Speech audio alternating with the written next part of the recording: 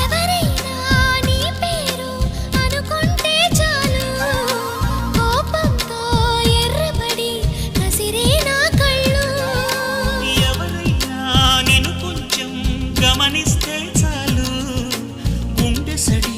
ఉలికిపడి ఒకటే కంగారు